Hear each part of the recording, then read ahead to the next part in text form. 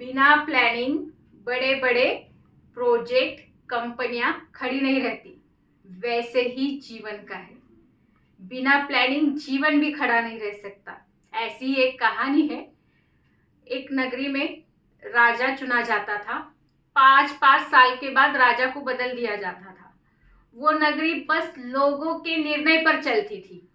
लोग हर साल एक राजा चुनते थे और उसे सारे नियम बता देते थे कि आपको हमने राजा चुना है, आपने 5 साल इस राज्य पर राज्य करना है। और बाद में वो लोग उस राजा को अच्छी तरह 5 साल बाद पूरे होने के बाद उसे अच्छी तरह कपड़े पहनाते थे, अच्छी तरह उसको खुशियां देते थे और फिर एक नाव में बिठाकर उसे जंगल में छोड़ देते थे। वो ऐसा जंगल था जहां कोई भी नहीं था, सिर्फ जंगली प्राणी रहते थे और खाने के लिए कुछ नहीं था और जीवित रहने के लिए कुछ साधन नहीं था। ऐसे जंगल में उस राज्य के राजा को छोड़ा जाता था 5 साल पूरे होने के बाद। और उस राजा की ऐसी हालत हो जाती थी उस जंगल में जाने के बाद, कुछ खाने के लिए नहीं मिलता था, कुछ भी नहीं।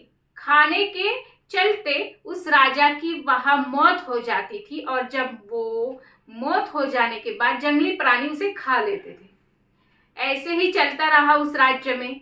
एक बार ऐसा हुआ कि उस राज्य में राजा नहीं मिल रहा था। फिर किसी ने सुझाव दिया, ऐसा ऐसा व्यक्ति है, इस जगह पर रहता है, हम जाकर उसे पूछ लेंगे, वो बहुत ही विद्वान है, बहुत अच्छी तरीके से राज्य संभाल लेगा। ये सुझाव मिलते ही लोग चल पड़े उस व्यक्ति के पास जो बड़ा विद्वान था, बड़ा होशियार था। जाने के बाद उसे पूछ लिया कि हमारे राज्य के राजा आप बन पाओगे?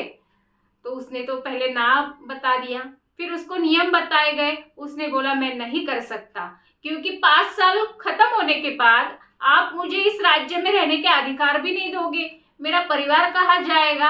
आप तो उस राजा को जंगल में छोड़ देते हो मरने के लिए, तो मैं तैयार तो नहीं हूँ। फिर सब लोगों ने उसे रिक्वेस्ट की कि आप बहुत विद्वान हो, आप राज्य को अच्छी तरह से संभाल सकते हो, हम रिक्वेस्ट करते हैं, प्रार्थना करते हैं कि आप इस राज्य के राजा बन जाओ।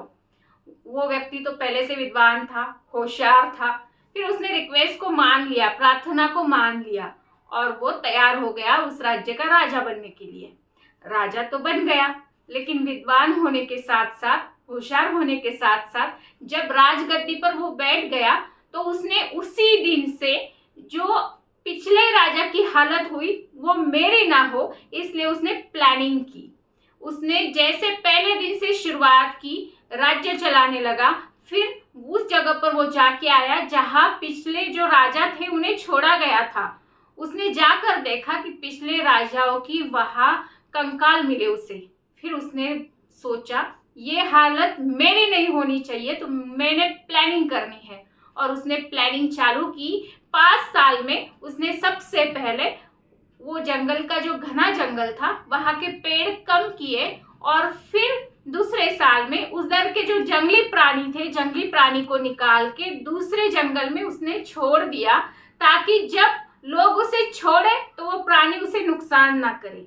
और फिर वहां जो निगेटिव चीजें थी उस जंगल में, जिस वजह से वो जंगल घना लग रहा था, वो चीजें भी उसने हटा दी।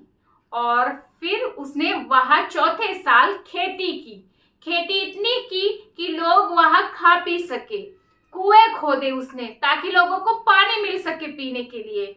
और फिर 5वें साल जब खत्म होने आया, उससे पहले उसने वहां रोड बनाए, बड़ी बड़ी बिल्डिंगें तैयार की, लोगों को रहने के लिए वातावरण तैयार किया, घर बनाए और वहां लोग रहने भी लगे। सारा कुछ उसने वहां एक शहर ही बसा दिया उस जंगल में। लेकिन जंगल था, लेकिन वो जंगल शहर की तरह उसने बना दिया। और जैसे ही वो 5 साल राज्य कर रहा था, वहां राजा को सैलरी मिलती थी, पेमेंट मिलता था। वो बचत भी करता रहा और राज्य को अच्छी तरह से संभाल भी रहा था। राज्य की भी बचत कर रहा था लोगों के भलाई के लिए, और उसने खुद के भलाई के लिए अपने पेमेंट से, अपनी कमाई से पैसे भी बचा कर रखे थे। और जब 5 साल पूरे हुए, वक्त आया उसके विदाई का, अभी लोग कहने लगे जो पिछले राजा की हालत हुई है ना, अभी वैसी ही इसकी भी होगी।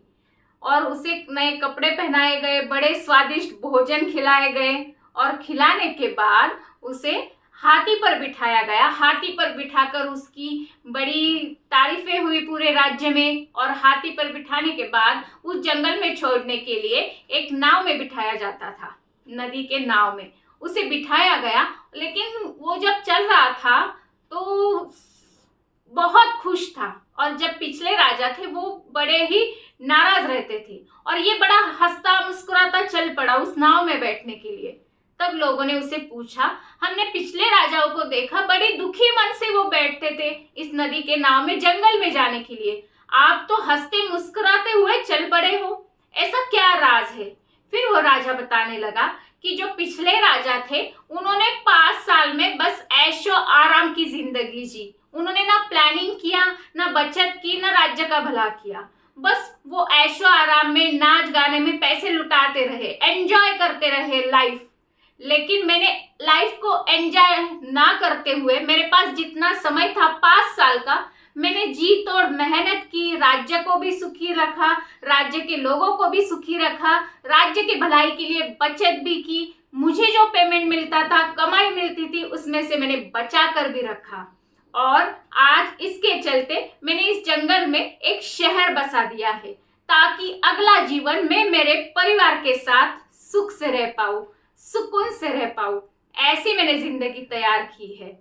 कहने का भाव इस स्टोरी से, मोरल ऑफ द स्टोरी यही है, हम भी आज की जो यंगस्टर देखते हैं, चाहे कोई भी हो, बस लाइफ एंजॉय करने के लिए नहीं है। जरूर एंजॉय करो है, लेकिन एंजॉय करते करते हमारे जो आगे वाला जीवन है उसके लिए भी प्लानिंग हमने करनी चाहिए, बचत करनी चाहिए, ताकि आगे जाकर हमें किसी के आगे कभी हाथ ना फैलाने पड़े। यही कहानी का सार है। और आइए, अगर ये मंथन मोटिवेशनल चैनल अगर आपको पसंद आया है, कट करें।